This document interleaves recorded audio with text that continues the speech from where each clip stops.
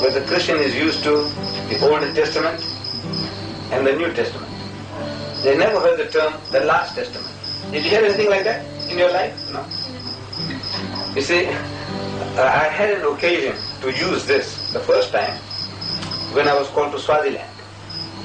King Sobuza, the old man, the king of Swaziland, his eldest wife, she died.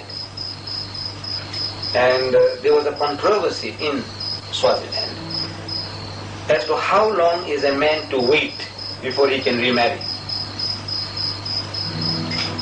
But since King Sobuza had other 8 wives, that controversy turned from how long is a man to wait to how long is a woman to wait. Suppose Sobuza had died, how long are his wives to wait before they can remarry? So the topic changed from how long the man is to wait to how long is the woman to wait. And there was a controversy raging in Swaziland.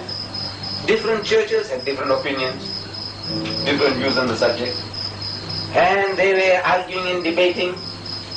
So King Sobuza called a synod, all the Christians in the country. Yes. And they also have 1,000 sects and denominations among the Swazis, like anywhere else, like in the rest of Africa.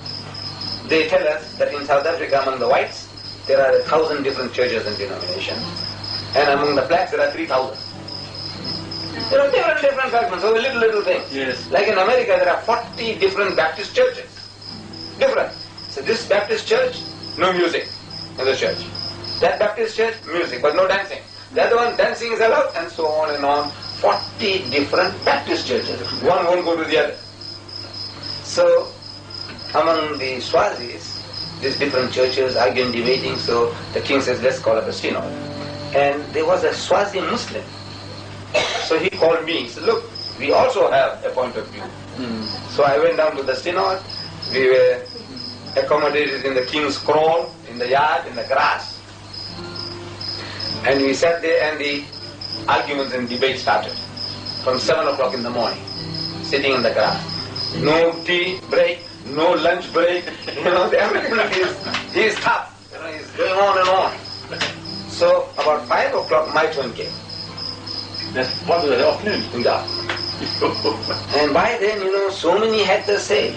And the Swazi, one fellow comes along, master orators. The Africans are master orators. Everyone a potential Billy Graham. Among us, Billy Graham is somebody. Yes. Among them, every African is a Billy Graham. He's an orator. I'm not, no reflection on your hero. That's not my hero. So one fellow comes along and he makes a point. So everybody says, hurrah! Then the next guy comes along and he says, polish. Polish means porridge, means all rubbish. What he said is all rubbish. And he makes his point and everybody says, hurrah!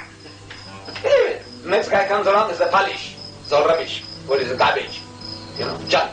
What this guy said is all junk. He criticized each one in turn. No, just brushes them off. It's all right. Now, he makes his point. The way he does it, everybody says, hurrah! So my turn comes. So I said, you know what?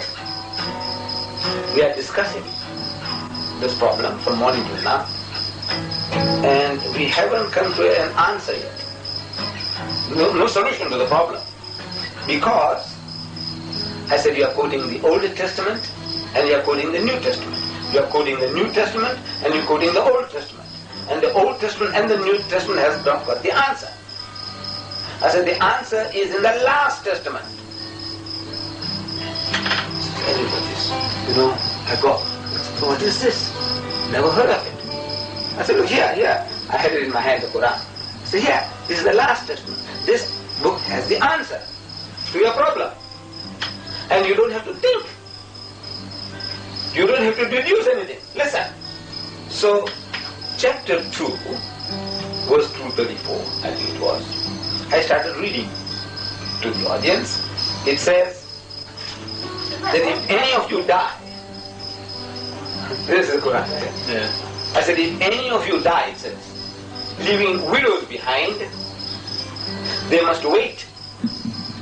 This is a distraction. The music is a distraction. I'm sorry. So if any of you die, leaving widows behind. They must wait concerning themselves 4 months and 10 days. He said exactly, word for word. 4 months and 10 days. I said, do you need an explanation on that? 4 months and 10 days. But I says, anybody could have guessed 4 months and 10 days. This is attributed to God, that God Almighty inspired Muhammad to say 4 months and 10 days, the widow must wait. With regards to waiting after divorce, it says 3 months. You wait in case the woman is carrying. So therefore, 3 months to know that she's clear, then she can remarry.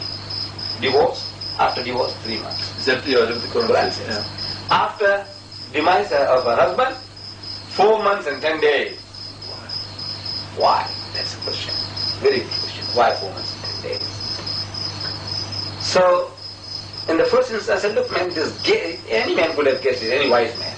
If he gives a number of people to guess, come on you, how many? So some say 3 months, you say 3 months and 10 days, you say 3.5 months, somebody say 4 months, somebody say 4 months and 10 days. Somebody could have guessed it. And let's say Muhammad guessed it, 4 months and 10 days.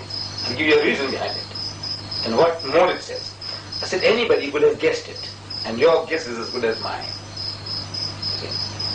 But there's nothing miraculous about 4 months and 10 days. But I show you something miraculous about this book. The next verse says that you may propose marriage to the widow, but do not enter into a marriage contract until the term is fulfilled. I said that's a miraculous part. You see? It says you can 4 months and 10 days. But in the meantime, you do not enter into a marriage contract with the widow until the term is fulfilled, 4 months and 10 days. You may propose to her, you may suggest to her, but you can't marry her. Why? Because the woman is emotionally not in a condition to make up her mind. Your husband is just gone. Your brother-in-law comes along. I says, sister-in-law, don't worry. I'm prepared to give you protection in marriage. You and your children. He said, look, man, I've lost my looks. Who's going to, in the marriage market, you haven't got any value anymore. Who's going to take me? And here comes along your brother-in-law. He's prepared to marry you. You see? So you said, I'm very happy, I'm delighted, I didn't think anybody would care for me. Now he's going to pay the rent, he'll do this, do that. So the guy says, come to call the priest to come. She's agreeable. Under those conditions, you are agreeable. You are drowning woman clutching at straws. See? So the guy comes along and gets her marriage. That ceremony is over. Now you realize that the guy is a drunkard. He has been beating his wife. He couldn't have kept a job. And you are now tied up with him. Now what are you going to do? How are you going to break it up now? Go to court. Hell. Can you see? So he says, no, the woman is not in a position to make up her mind. So you can propose, give her some assurances. Don't worry. But now, month is gone, 2 months have gone, you're telling her this instead of my brother-in-law. Have you forgotten what he used to do to his wife? This guy can't keep a job. Thank you very much. This is now the guy comes along and says, no, thank you, brother-in-law. I'll wait a little, God is great. Something will happen, solve my problem. But you won't get caught. 1,400 years ago, in the desert, this man gives such a law. 4 months and 10 days, but don't enter into a marriage contract until the is accomplished. I said, can you imagine a man in the desert giving you such an answer? You don't have to reason, no deduction. In the whole Bible you can't find an answer like that.